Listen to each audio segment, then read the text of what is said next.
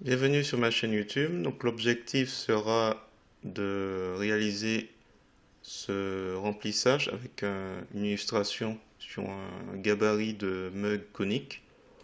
Donc je suis parti de cette illustration, classique, et l'idée c'est de le déformer pour qu'il prenne l'espace qui revient normalement à une illustration.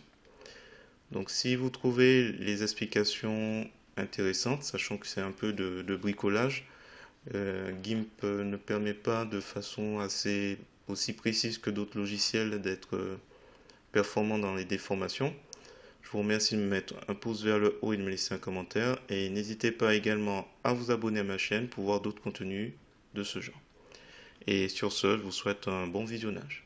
Alors c'est parti, nous voici donc dans GIMP, la version 2.10.30. Alors pour avoir le même environnement de travail que moi, il faut aller sur l'étape 1 débutant. On va aller chercher le gabarit, donc on va dans Fichier, Ouvrir, Mug conique, gabarit.pdf. Donc fichier PDF qu'on va ouvrir. Donc j'ai récupéré ça sur un site. Ensuite on va aller sur un site, donc Pixabay, je prends cette illustration.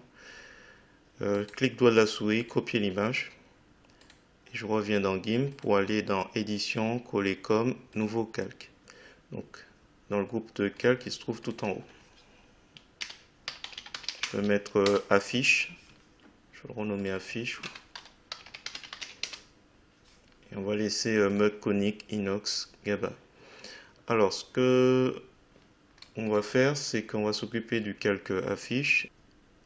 On va d'abord mesurer, donc je masque pour l'instant, la largeur de ce côté. Je suppose que là où il y a les pointillés, c'est là où doit se placer l'illustration. Donc ce que je vais faire, c'est prendre mon outil, mon compas, mon outil de mesure. Dans les options de l'outil, alors il n'y a rien, on va juste ouvrir, utiliser la fenêtre d'information. Je vais me rapprocher et je vais mesurer de là à là combien ça fait. Donc là ça fait 400, on va arrondir 400 pixels. Donc 400 pixels de distance. Donc ce qu'on va faire, c'est pour affiche, donc on va l'afficher. Donc outil de mise à l'échelle. Dans les options de l'outil, on va regarder si on va bien transformer un calque. Donc option de l'outil calque. Tout ce qui est aperçu est coché. Alors, conserver le rapport. Oui. Autour du centre, oui, pourquoi pas. Donc on clique. Donc ça c'est bien. On avait dit hauteur 400, donc on va mettre 400 en hauteur. Voilà. Et du coup le reste c'est bon. On va faire mise à l'échelle. Alors ce qu'on va faire, c'est qu'on va utiliser l'outil de perspective. Ici, donc dans les options de l'outil perspective, on va s'assurer qu'on va bien transformer un calque, puisqu'on travaille sur le calque affiche. Donc on clique et on va placer, alors je m'en prends, contrôle molette de la souris pour zoomer et dézoomer. Donc là je zoome, je dézoome, contrôle CTRL et molette de la souris, on fait glisser vers l'avant pour zoomer. Et je vais placer chaque point ici. On va partir du principe que ça va partir d'ici. Donc voilà. Donc ça devrait donner ce genre d'aspect. Du coup, on va transformer. Et là, il ne reste plus qu'à courber en haut et en bas. Donc affiche. Donc on va aller dans Filtre, Distorsion, Courber. Donc on ouvre. Alors, je vais réinitialiser, mais globalement, c'est ce qu'il faudra obtenir. C'est-à-dire une courbe supérieure qui est proche du haut, qui a une courbure voilà, avec 4 points sur chaque grille, et en dessous, la même chose. Donc ça devrait donner ça. Donc on va activer l'aperçu automatique. Je vais réinitialiser pour tout refaire. Et voilà. Donc on reprend. Donc on coche aperçu automatique, on coche tout, on touche pas rotation puisque c'est vraiment la partie supérieure et inférieure qui nous intéresse, pas autre chose.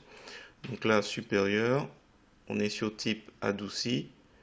Et donc là, je vais simplement cliquer, je vais me placer ici comme tout à l'heure. Alors, attention.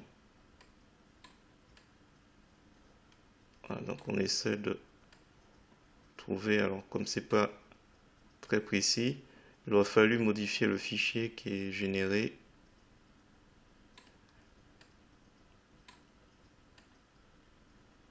D'ailleurs, je vais l'enregistrer pour au cas où, hein, si on doit revenir dessus. Globalement, voilà, on essaie de trouver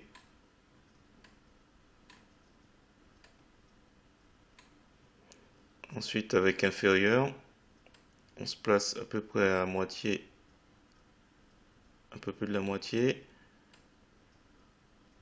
L'autre a un quart de la case.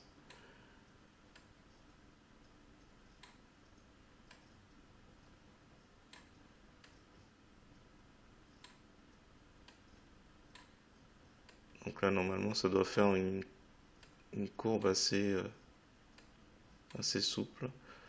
J'ai l'impression que c'est pas totalement bien aligné, mais bon. Il y a un peu à la traîne. Globalement. Alors, normalement, les points qui sont de part et d'autre du central, je l'avais mis en dernier. Bon, c'est juste pour faire d'une pierre deux coups.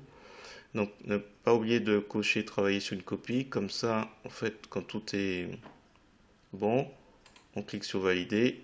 Il ouvre Curve Band du mi-layer B.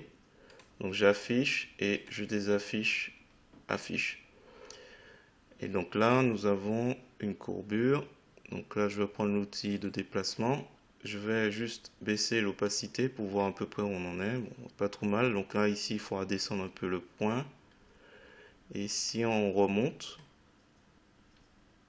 un petit peu, on pourrait se dire, tiens, on pourrait remonter aussi celui qui est central, mais il faudra sans doute abaisser les deux part et d'autre pour que ça remonte. Voilà, c'est juste un petit jeu de... Je baisse un peu plus celui-là. Et celui-là, comme il est au taquet, on va devoir baisser les deux. Donc je supprime, je réaffiche, affiche, et je retourne dans filtre, réafficher courbé, puisque c'est le dernier filtre que j'ai utilisé. Il s'ouvre. Donc on a dit qu'on a baissé un peu plus celui-là. Donc on fait à peu près la même chose pour les autres.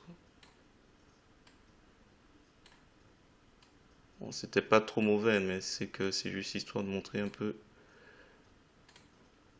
Et ici, on avait dit un peu plus ici, donc je baisse aussi un peu plus celui-là. Je crois pas qu'il fallait toucher aux autres, donc je vais faire à nouveau valider. Donc là, j'abaisse l'opacité de celui-là. On voit qu'il suit quasiment les traits. Et on va essayer quand même de l'aligner au milieu du plan. Donc on va prendre l'outil de déplacement.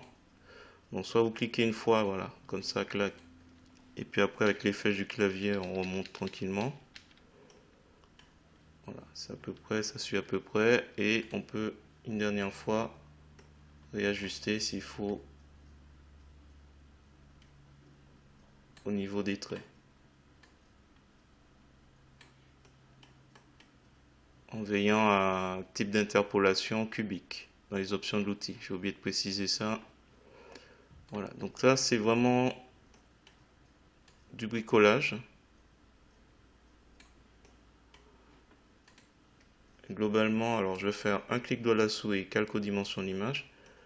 Mais globalement, il faut essayer d'avoir une courbure qui soit à même distance. Là, on remarque que peut-être que le central, il faudra le descendre un peu.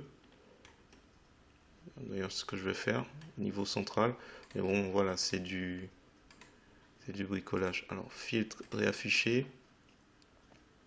Ouais, celui qui est central, je vais juste l'abaisser, donc c'est hyper sensible. Il t'a pas trop à toucher celui-là. Et ça va être le dernier essai, puisque clic droit de la souris, calque aux dimensions de l'image, et on va juste le remonter. J'aurais dû faire après, mais c'est pas grave, hein. Donc on prend l'outil de déplacement, on clique. Alors, on peut aussi cliquer, donc on est sur le calque qui a été transformé. On peut cliquer, on lâche pas, on appuie sur la touche CTRL et on remonte. Il va remonter tout droit. Donc là voilà, c'est bon. Si on devait chipoter, on dirait il est pas totalement sous le trait. Bon, après on peut ajuster. Alors, clic droit de la souris, calque aux dimensions de l'image. On prend l'outil perspective et vraiment si on veut chipoter au pixel près, voilà. On va chipoter un peu. C'est là où c'est pas très précis et ça peut, voilà, c'est quand même une discipline où il faut être ultra précis. Là, voilà, on voit que là, peut-être qu'il faut baisser le point qui est ici. Voilà, il y a un petit défaut là. Peut-être qu'on peut jouer ici avec perspective. Voilà, on remonte un peu, on triche un peu pour vraiment suivre le trait. Voilà, bon. À ce moment, on chipote un peu, mais bon, voilà. Globalement, voilà ce que ça ferait. Alors, je sais pas du tout le résultat sur un mug. Voilà, c'est le seul bémol pour cette vidéo. Donc si vous avez apprécié les explications, je vous remercie de me mettre un pouce vers le haut et de me laisser un commentaire. Et n'hésitez pas également à vous abonner à ma chaîne pour voir d'autres vidéos d'explications sur GIMP ou LibreOffice. Et sur ce, je vous dis à bientôt.